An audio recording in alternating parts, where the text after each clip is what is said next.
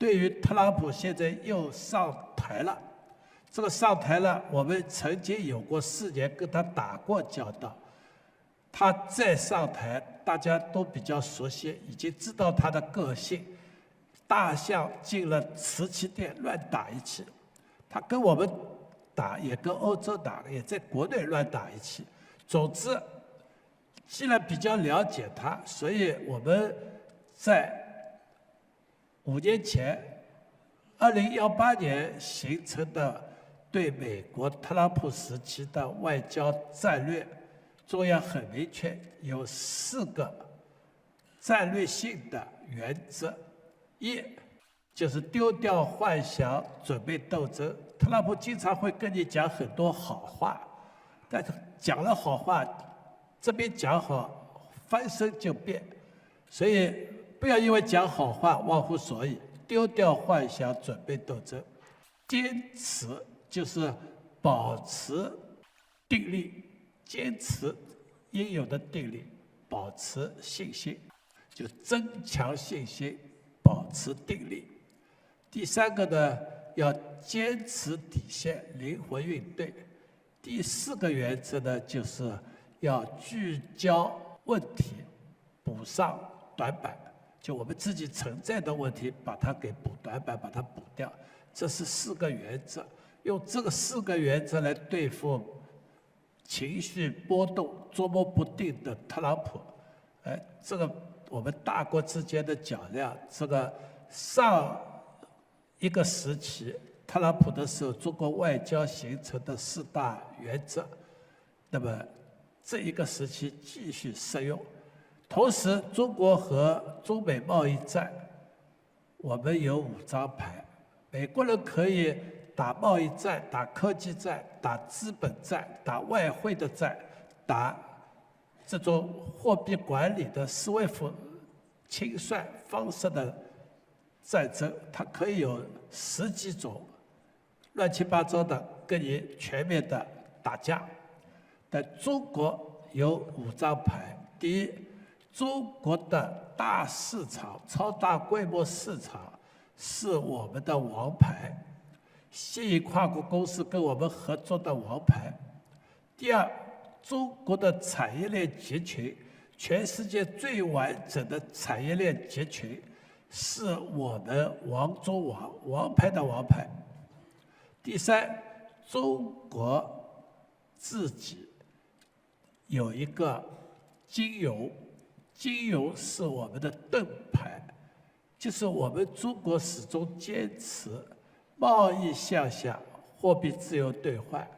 资本向下，货币是要不自由兑换的。什么时候中国资本向下可以自由兑换呢？当有一天我们人民币的国际的存在的比重跟我们 GDP 一体化的时候，假如 GDP 到了全球25%，人民币在世界的贸易清算量和结算量、货币的储备量也达到25%，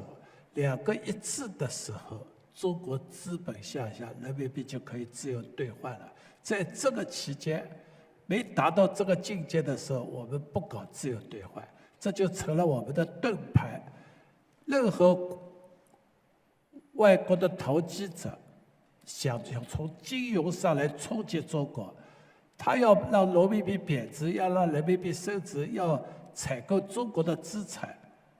要割韭菜，都需要美元换人民币，人民币换美元，要通过这个换汇的过程才能进入中国来收割。但是我们人民币、美元不能自由兑换，就形成一个顽强的盾牌，它无从下手。这个是中国的金融是我们的盾牌，我们的金融管的是比较稳健的。第四个，科技是关键牌，科技、科研开发、自立自强是我们的关键牌。最后一个，开放是我们永远的底牌。你管你封锁，我管我开放。我们对中国有益的开放，我们把它展开，这都是我们一直在推进的事情。这以上就是我讲的第二件事情。最后一件事呢，就有关新质生产力。我要说的观点呢，就是发展新质生产力要围绕生产性服务业，抓好1+10的产业链集群协同发展。这个话什么意思呢？新质生产力，我们说的是5大板块的制造业，包括新能源、新材料、新的生物医药、新的人工智能机器人和新的高端装备。然后这5大板块一展开，就是国务院说的9大战略新兴产业和6大未来产业，加起来15个板块，15个板块还可以再具体的展开，形成几十个、上百种各种各样的产品。那么总而言之，和5大板块有关，这是制造业。但推动这5大制造业，一定要推动5大制造业的颠覆性创新、科研创新。科研创新是第一生产力，是高质量发展的基础，是新质生产力发展的基础。那么这个创新、科研创新，除了技术创新以外，还有各种管理的创新、服务业的创新，总的构成了10大生产性服务业，都和创新有关的。第一个叫产业链的科研开发创新，也就我不是光做一个产品的开发，我产品开发出来了，零部件半成品的开发，产业链流水线整个的制造装备的开发，形成一个完整的有目标的产业链的集群开发，这是一个生产性服务业。第二，各种基础性的工具的开发，科研创新要工具开发，底层技术的开发，工业软件的开发。比如说通信系统里边有个操作系统，操作系统一旦开发出来，它是一个底层工具，然后在这个系统上可以开发各种具体的软件。另外做芯片有专门的芯片设计的软件，这个软件是设计各种类型芯片的一个底层工具。所以第二个叫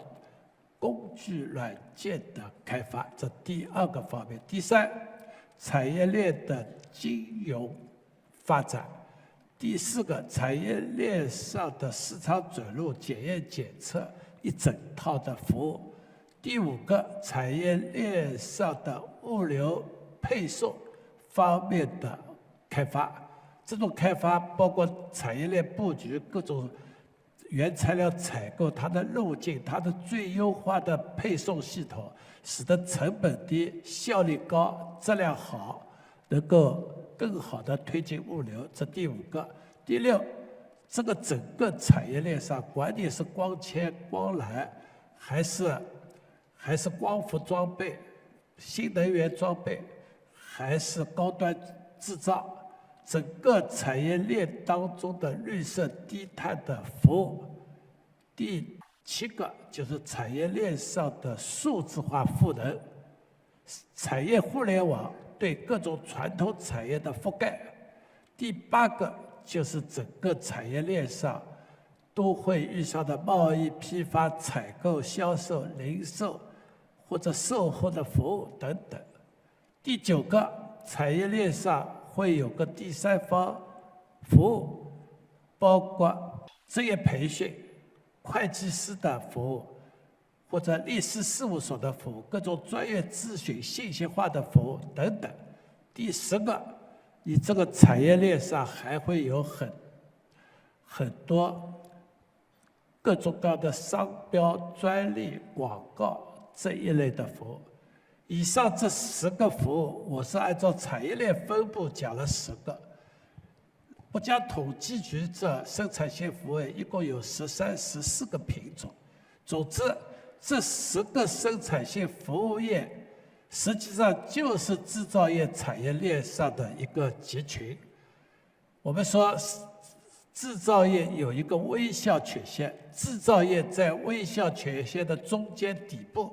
左边有5种，右边有5种，左边5种加右边5种就是10种。这10种生产性服务业加制造业，我们叫1+10的产业链集群。抓新质生产力，不管你抓光伏，还是抓高端装备，还抓机器人，你任何新质生产力板块的制造业，你都要围绕10个生产性服务业研究开发，把这个方面搞起来，这是一个概念。这个概念呢有2层意思。第一层意思，新质生产力不是天下掉下来的。我们说的5大板块、15大战略新兴和未来产业，都是通过生产性服务业培养出来的，研究开发、创新培养的。所以，生产性服务业是新质生产力的制造品的温床、土壤、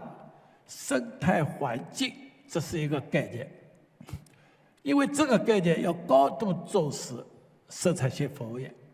第二个概念呢，生产性服务业不仅是新质生产力制造业的温床、土壤和环境，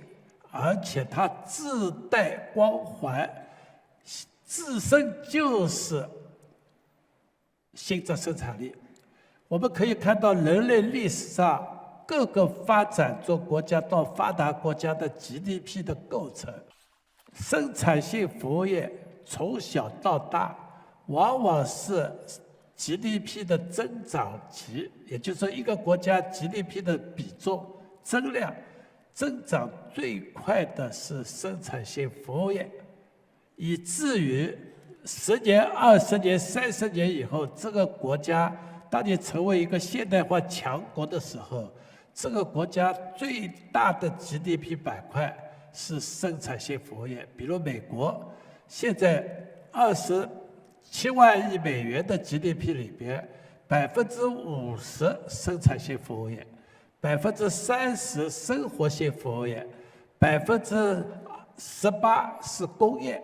，2%是农业，所以最大板块生产性服务业。欧洲 GDP 当中最大板块40%生活性服务、生产性服务业，30%生活性服务业，然后20%是工业，2%是农业，所以加在一起，它也是生产性服务业比重最大。中国的经济1980年改革开放初，生产性服务业占10%，生活性服务业占25%，加在一起35%。剩下65%，有50%是工业，有15%是农业。现在中国的工业已经降到了36%，农业已经降到了8%，加在一起44%，然后54%是服务业，54%里边有28%是生产性服务业，26%生活性服务业。讲这段话意思啊，再往下去，过10几年，中国的生产性服务业会从现在28变成35、40，比重越来越大。所以我们在座的各个省的企业家、政府官员，如果要促进自己的本地经济发展，你不去顺着生产性服务业壮大而发展，那你是逆水行舟。顺势而为就是要抓生产性服务业，这是一个概念。第二个概念，独角兽，科技创新中的独角兽，既有制造业的独角兽，也有生产性服务业的独角兽，而且世界最最的独角兽，什么1万亿、2万亿、3万亿美元的独角兽，美国股票市场50万亿美元，有15万亿美元的独角兽。但15万亿美元里边有6个企业，占了12万亿美元的股票市值，平均每一个2万亿，有的1万亿，有的2万亿，有的3万亿，平均是2万亿。不管是苹果，还是谷歌，还是高通，还是英伟达，所有的这个6个独角兽通通是制造业独角兽，但不敲螺丝钉，没有生产线。它全部身心就搞了某个产品的生产性服务业，比如苹果，它就把苹果产业链10大生产性服务业通通把它搞好，搞好了成为苹果产业链的生产性服务业的猎头公司。抓了生产性服务业，它就是这个企业的产业的灵魂。然后他把这个制造委托代工企业帮他造出来，造出来了。哪怕1亿个、2亿个手机，你造出来你不能自己卖，你统统交给苹果，由苹果去销售、售后服务、做广告、专利保护。所以谁是产业链的生产性服务业的链头，谁就是产业链的灵魂，它就可以很好的发展。所以在美国独角兽的龙头，6个龙头都是不搞制造业，制造业搞代工，自己就搞生产性服务业。所以在这个意义上，我们国内抓